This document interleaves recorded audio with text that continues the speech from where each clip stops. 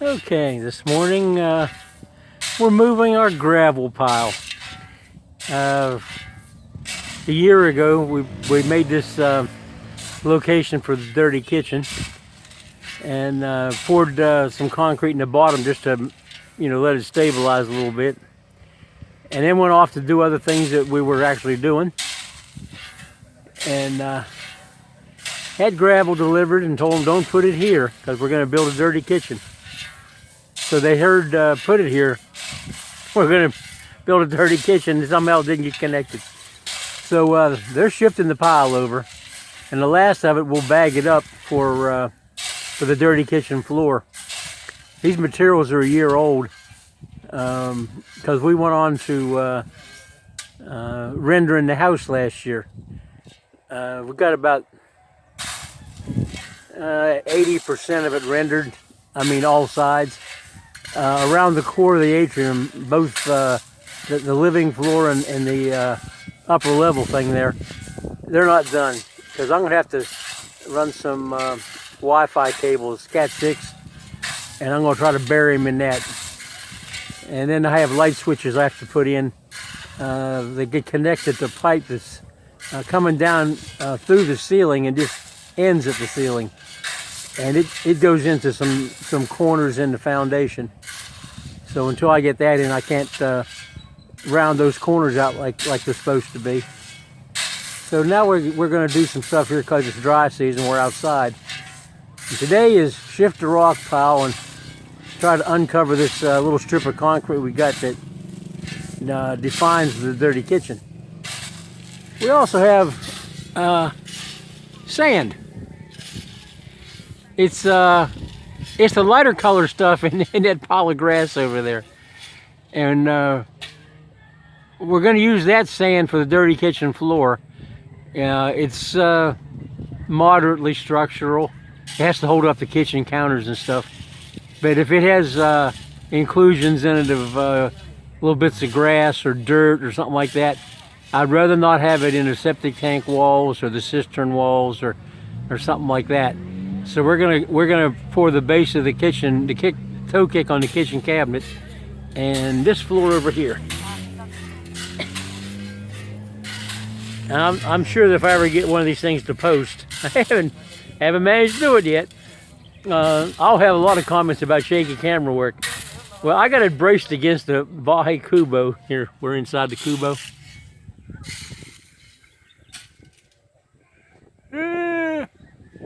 And as long as it's chalked up against the Kubo. Well, there we have morning merienda. And to teach them math board. My wife likes to do something with them on math. And also Tagalog grammar, And she teaches English, I think she's pretty good at it, actually. Of course, she was a teacher for 40 years. She ought to be able to do it. And also, she edits online some newspaper columns that are of interest to Filipinos. They send it to her to approve it because she's, really good with languages. So they don't pay her, and she does it because she likes to do it, and because she just likes to teach. But she tries as little modification as she can, but she just can't stand bad grammar and misspelled words, so she takes care of that. And back to the fun part over here. This is on the right is Jomel. His wife's name is Min. They got a pretty much newborn baby, about a year old maybe, and then an older one about 5 or 6. He's followed by Bengie. You've seen these guys in previous videos. They work on the ornamental iron. They were concrete workers, and then they were hole diggers. We had to hand dig half our cistern because the excavator got away before we approved the finish work. They did it on and evenings after work, and they only could keep the excavator 2 days, so they left in the dark when when they couldn't see in their lights enough to do any more work, and it wasn't finished. So we had these two guys and about 7 more. They dug on that hole for 3 weeks. It's a big hole, and the ground is some kind of hard. I'm not sure where we're headed now.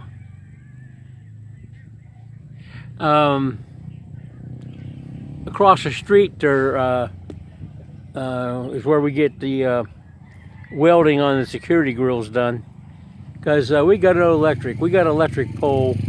We got a transformer 23 feet away in the yard, but we just can't get the paperwork sorted out. Either the people aren't in the office, or they say our permit sheet is expired again. I don't know how many months it's good for, but the only reason it's expired is because they haven't done anything. And they charge me every time to redraw it. I did figure out how they're redrawing it. If you take a blueprint, because see, all they have is blueprints. They don't have CAD files or anything electronic. They get a paper blueprint. If you take the paper blueprint and you put white out, like secretaries used to use on typing, before we went to electronic typing. Anyway, you white it out, and then you can write over top of it or type over top of it any changes you want to make. And then you make a celluloid of that and make your blueprint papers off of it. I just had to figure out how they were doing it.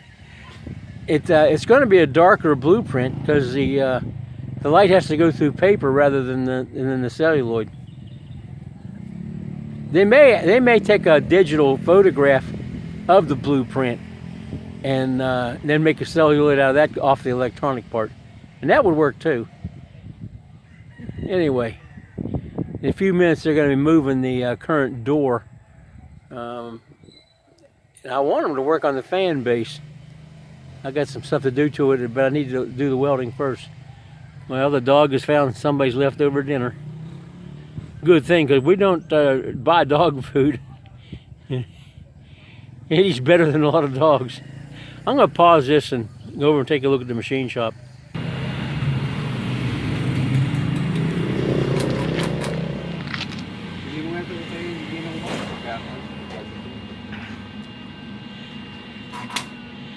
That's a different white dog. That's not ours.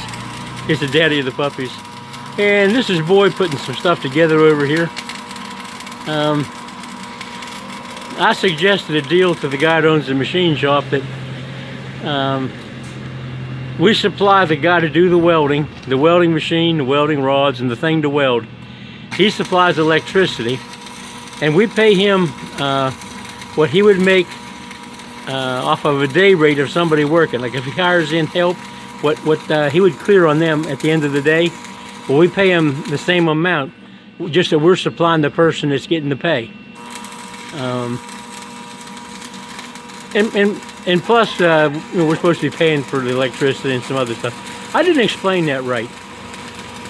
He does not have to pay the boy here who's doing the welding. We pay Boy, but we pay Mr. Angeles the equivalent of what he makes off of extra hand working. And we've had the blocks for the whole house fan machined over here, and he has another guy that's also a professional machinist, and he called him in to work on that because he has to take care of all those other customers, not just us. We live across the street. Well, this is the house across the street. Boy lives there, and Boyette and his daughter. Originally, we had half of his family living there, all the brothers and things that were working on the columns in the ground and the footers and lower tie beams and all that. We had about 6 of his family members, and they were staying in basically the what you can see of the house, set back 3 meters behind that concrete post, I guess. We took the 45 square meter house, added 42 square meters to it, and that over there is Boyette's apartment and Boyette's bakery. He's not running the bakery right now because he's doing masonry work for us. But right now we have Boy lives there. Elna, his other half, she comes down and stays there, but she stays in the city most of the time. She works up there. So his commute to work is from there to here. It used to be from there to, well, you can't see it. It's hard to believe there's any place on this road you can't see this thing my wife's building. No, it's behind all the banana trees, but that's the new house over in there.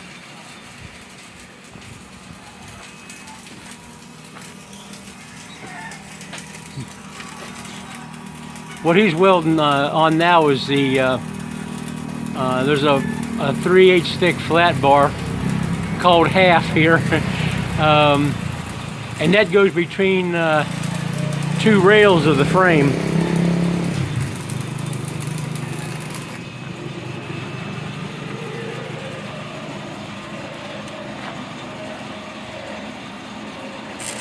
Anyway, those blocks have a 5/8 or 11/16 hole in them, and that's to anchor them. But they don't. The frame itself doesn't anchor to anything. It gets a. They call it a tall nut here. It's a coupling nut for threaded rod. We put a bolt through this hole here to pull it up tight against the back side, and then weld it.